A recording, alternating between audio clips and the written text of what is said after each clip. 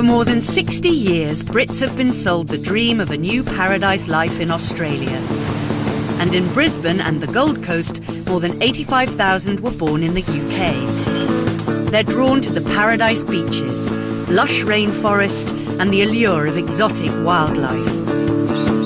This time, we're cooking up a storm in a British-style Balti house with Naz. You cannot give a bad curry to an Englishman and get away with it. We'll hear how football coach Philo settled in to life down under. To be honest, my first impression was one of horror. And we'll join accountant Lorraine as she ventures into Australia's party capital. Surface is black hole with the sunshine. Can British expats really find paradise down under?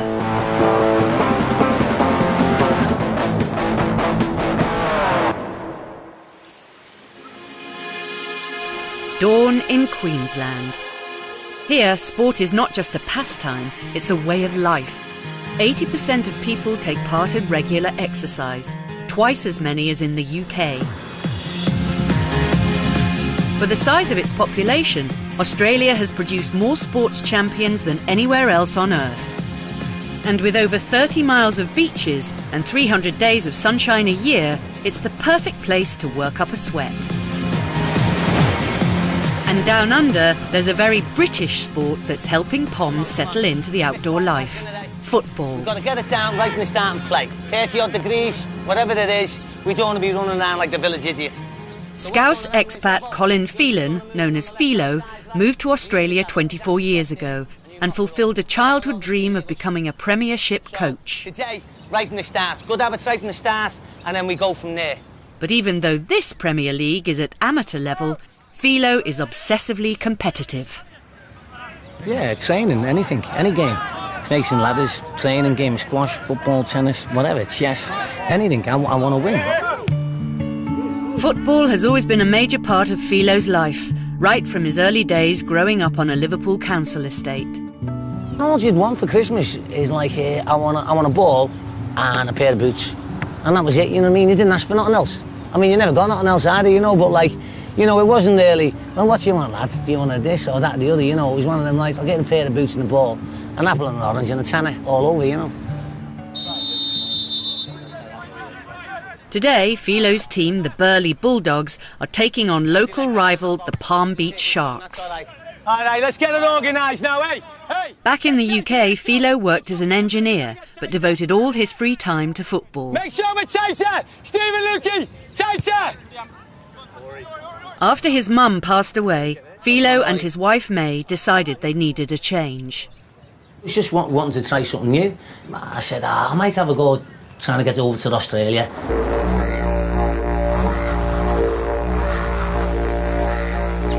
Miss World wasn't too happy, you know, like the wife, you know, she sort of didn't fancy it because she's got a massive family, you know. And I said, well, we go. I said, and if we fall on our jacksy, well, you know, we can always come back. That's better. To be honest, I never done a lot of research and nothing because I thought something might put me off, you know. When I was on the plane, I had the biggest hangover in the world. And this woman gets on like Hattie Jake, sits next to me, I couldn't move, she's like this. And then she's going, oh, where you going? She's going, Brisbane. There's snakes like that and there's spiders and everything and cockroaches, and I'm thinking, oh no, you know what I mean? So to be honest, my first impression was one of horror. If Philo had done his homework, he would have discovered Australia is home to 9 varieties of venomous spiders that bite over 2,000 people a year, a snake so dangerous that one drop of its venom can kill 100 people, man-eating crocodiles, and sharks that grow up to 40 feet long. Even the koalas are known to bite. Philo's plane landed safely, and 3 days later he was playing football. 24 years on, and little has changed. I knew I could come out here, play football, be away and meeting people and all that, and so I knew it was always going to be easier for me to settle than for May. And it was like that. May was homesick for like 20 years, probably still is, you know. For many expats, embracing Australia is the way forward. After holidaying down under, Brummie restaurateur Naz fell in love with Australia and got a taste for kangaroo. Very lean meat, very healthy food, very, very healthy. But it takes a bit of cooking because it's gamey. You have to take that smell out. Back at his restaurant in Birmingham, he came up with the idea of combining his passion for Australia with his Indian heritage by putting kangaroo curry on the menu. A stunt that hit the headlines in the UK papers. It wasn't just kangaroo. Soon snakes and crocodiles were giving his curries some bite. Alligator was, it's not my cup of tea, or snake, but I did it for the novelty. Naz's interest in Australia didn't stop at the tasty wildlife. And 8 years ago, he moved down under with his 3 children and wife Roshana to open an authentic curry house. You didn't have tables outside your restaurant in Birmingham, did you? They wouldn't be there after 5 minutes, would they? These days, Naz leaves the edible exotics off the menu in favour of more traditional British Indian fare. And his restaurant is currently the only Pommy-style curry house on the Gold Coast. This is English-style onion bhaji. It isn't onion bhaji you'd get in India or Bangladesh or wherever it originates from. This is more of a UK-based recipe. You try and get this in Australia, anywhere else, good luck to you. I had a very good life in England, but Australia gave me more, better, quality-wise, not quantity, quality-wise. You're always looking for improvements in your life, and you're always looking for a better environment to bring to your children. The family has made sacrifices.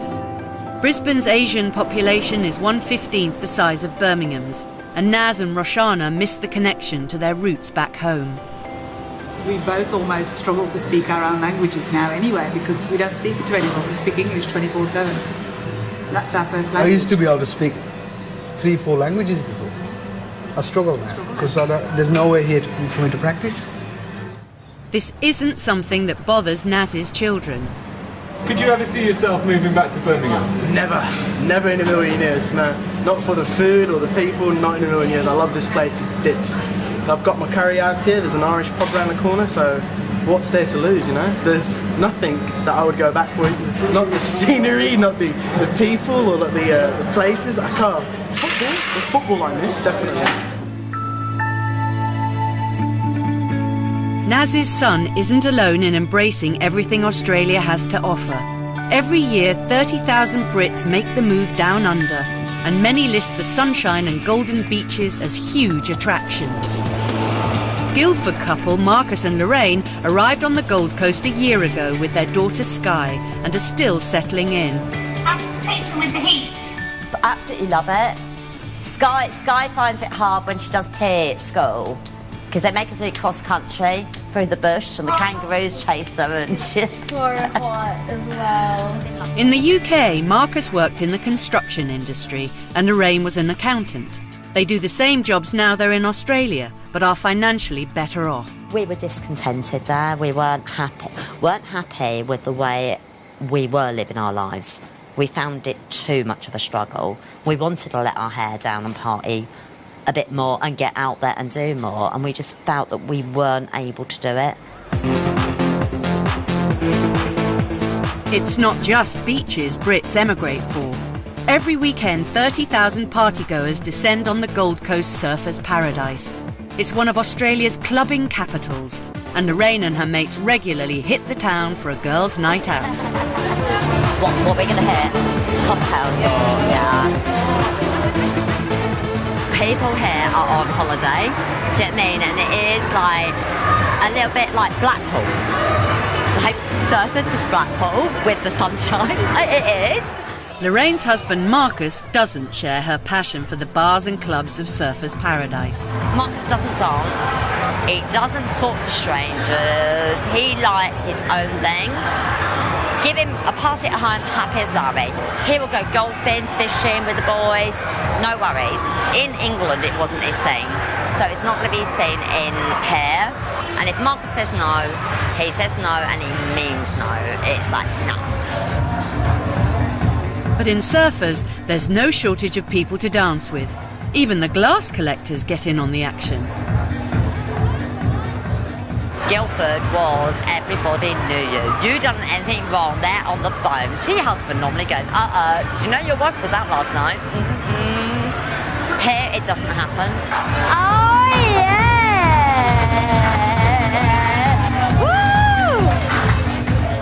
Woo! It's not just dancing. Lorraine also enjoys other sights the Gold Coast has to offer. My hobby is six-pack watching. Do you know what I mean? That's my new hobby. Since I moved here, I just go to the beach, dark sunglasses on, ready. But I'm married, so I can't do anything about it, but I do like to look. It's like window shopping. In England, I window shopped at Woolies. Out here, it's like Harrods. It's like, oh my God. Lorraine loves working up a sweat on the dance floor, which is easy on the Gold Coast. Temperatures are known to top 40 degrees, which is why residents of this scorching region get up for work before dawn. For Lorraine's husband Marcus, a job in the construction industry means an early start every day. 72 degrees already, at 20 to 5 in the morning, so hence we go to work early. Yeah, don't wake her up at this time in the morning, good Lord. Every day you go early, every day's going to be hot, but you get a good chance of being able to get on and crack on with your day before it gets too hot.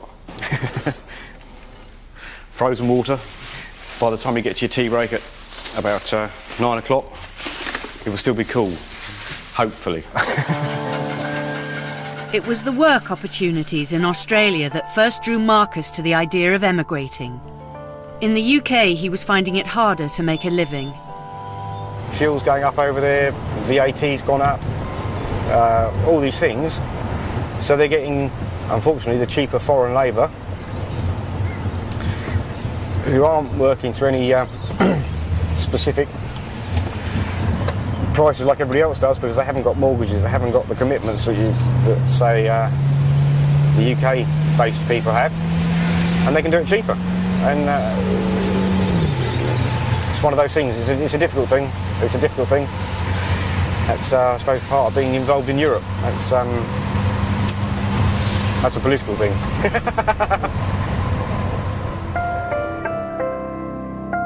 Marcus may start the day early, but on the plus side, he's finished by mid-afternoon and free to enjoy the best this country has to offer.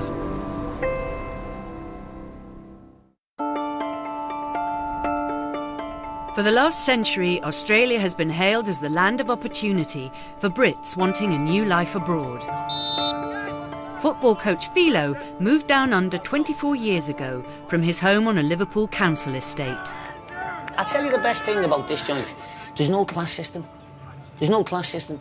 Like, if you, at home, straight away, if you're a fellow and morning, how are you? And all that, they go, I bet he's got a few shilling. Stephen, make sure we concentrate, eh? We're here.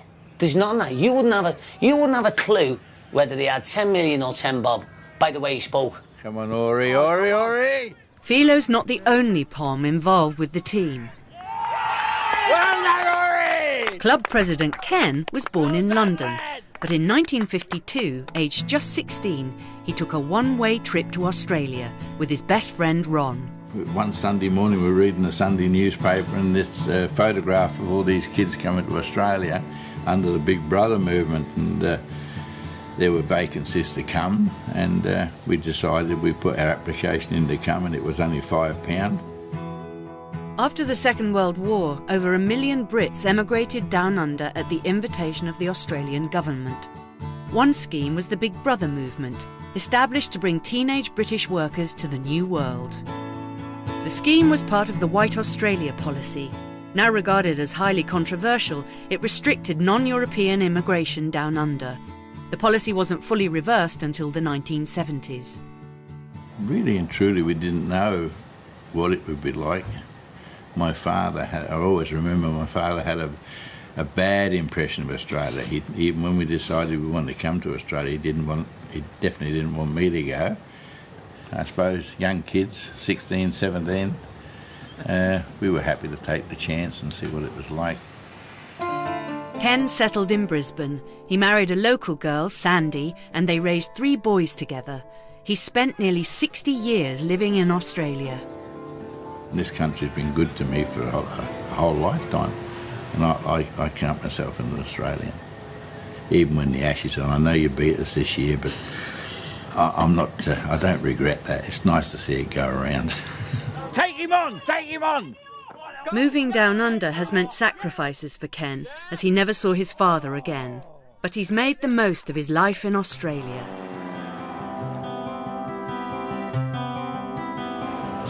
Lorraine and Marcus and their British friends are also making the most of their new life by getting out and enjoying some spectacular local sights. Wales. There, Wales, Paul! Oh yeah, look. There's Wales. Dolphins. Paul, straight dolphins, straight in front of you, Paul.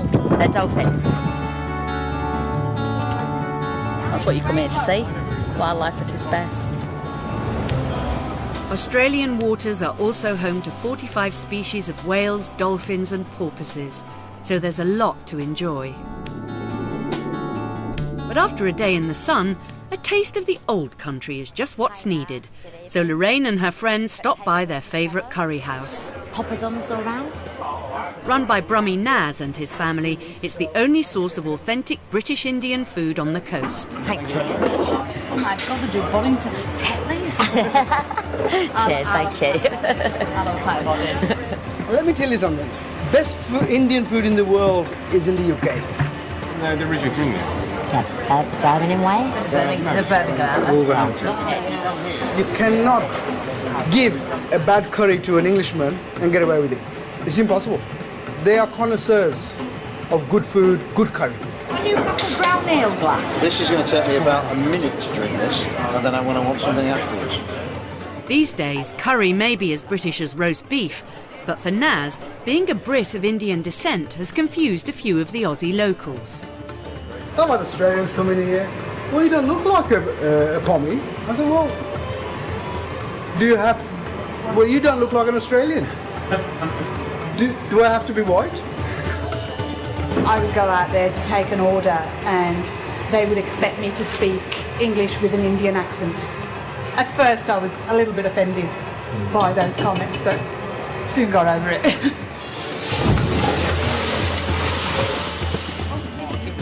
But tonight's customers know that good curry comes from Birmingham and have ordered a local favourite. Good old chicken tikka masala. This is the dish that made the Indian food famous in the UK. This is it. Okay, have your chicken korma. Oh, this looks gorgeous. Thank you very much. Tikka masala. Yep. That's down that end. From my knowledge, I think they sell on an average on a Saturday night in the UK 300 tons of tikka masala on a Saturday night. 98% of that is consumed by British white people. Fantastic. But this is a proper curry though, isn't it? It's just like more like England though, isn't it?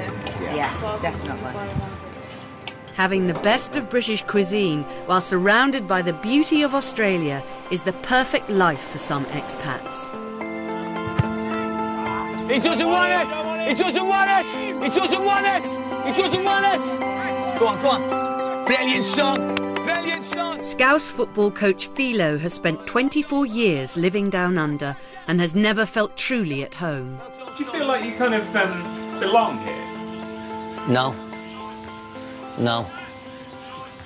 My home's in Liverpool. You know what I mean? And like, May's the same. The wife's the same. I'll always be a Scouser, and May will.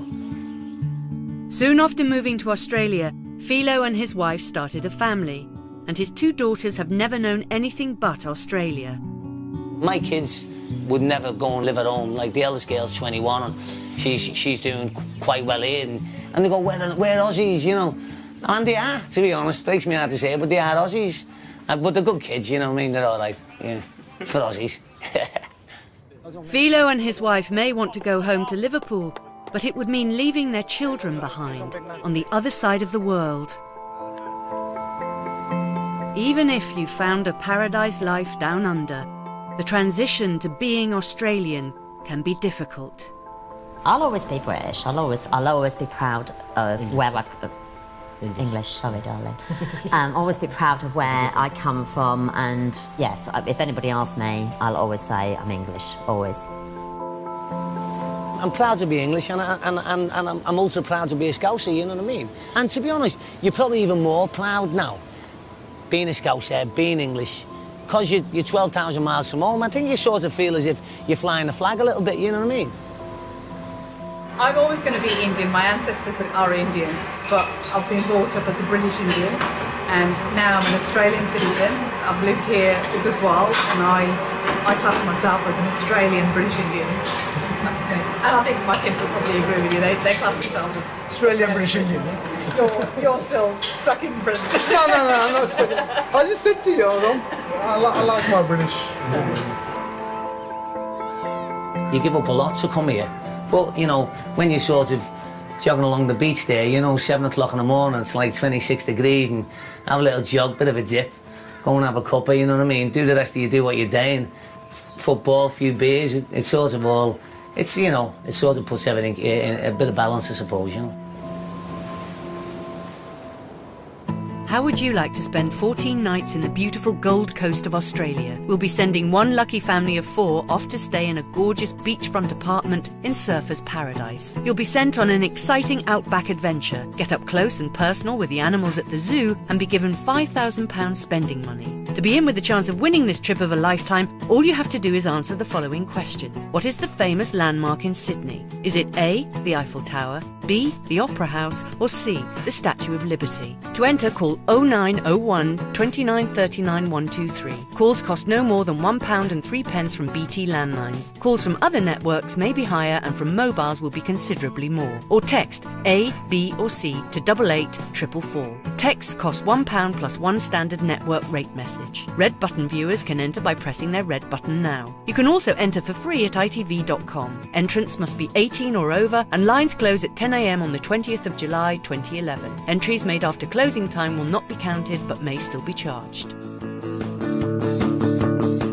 A man died tonight. Jessica, I need to be clear on this. You think Stephen Mullen was coming for you? Obviously, he was planning some sort of an attack. The man was insane. Even Lewis is unprepared for what comes from another investigation next. Trevor McDonald looks at the work of specialist police car crimes teams across the UK. That's at 10:35. For more than 60 years, Brits have been sold the dream of a new paradise life in Australia. And in Brisbane and the Gold Coast, more than 85,000 were born in the UK. They're drawn to the paradise beaches, lush rainforest, and the allure of exotic wildlife. This time, we're cooking up a storm in a British-style Balti house with Naz. You cannot give a bad curry to an Englishman and get away with it. We'll hear how football coach Philo settled in to life down under. To be honest, my first impression was one of horror. And we'll join accountant Lorraine as she ventures into Australia's party capital. Surfers is Blackpool with the sunshine. Can British expats really find paradise down under?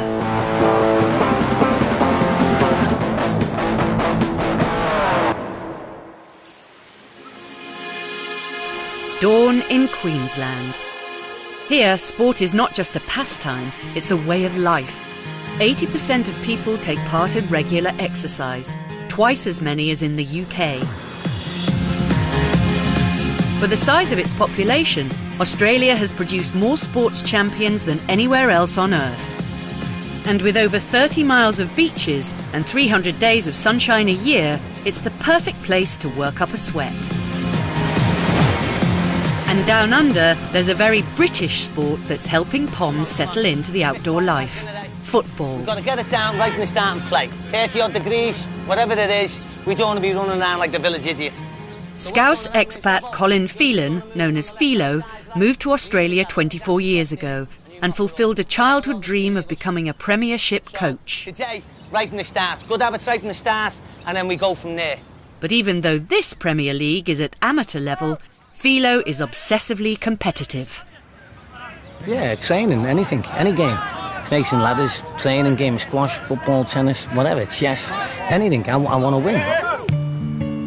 Football has always been a major part of Philo's